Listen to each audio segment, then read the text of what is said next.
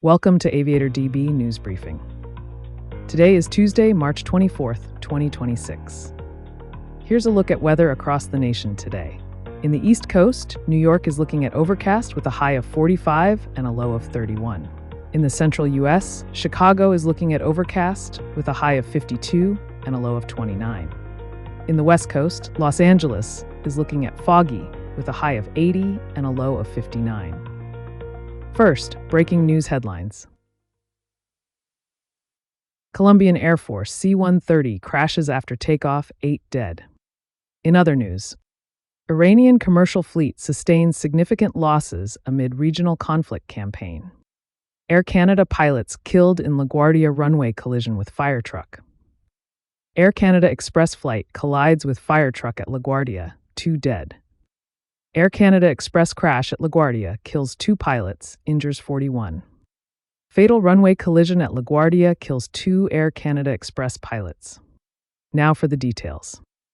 Colombian Air Force C-130H, FAC-116 crashed after takeoff from Puerto Leguizamo Airport, killing 8 with 73 injured and 43 missing from troop transport mission. Investigation underway.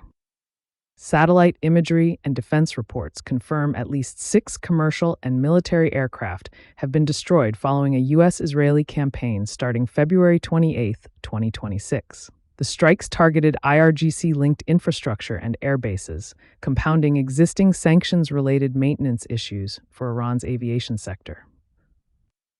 Air Canada Express CRJ 900 collided with ARFF truck on runway 4 at LaGuardia late March 22nd. Killing both pilots and hospitalizing 43.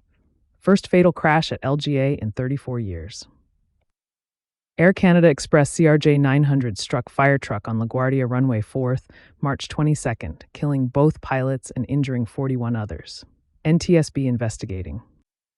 Air Canada Express Flight 8646 collided with ARFF truck at LaGuardia on March 22nd, killing both pilots and injuring 41 others in runway incursion. Air Canada Express Flight 8646 collided with fire truck during landing at LaGuardia, March 22nd, killing both pilots and injuring dozens. NTSB investigating runway incursion. That's all we have for today. You can get the latest aviation news at aviatordb.com.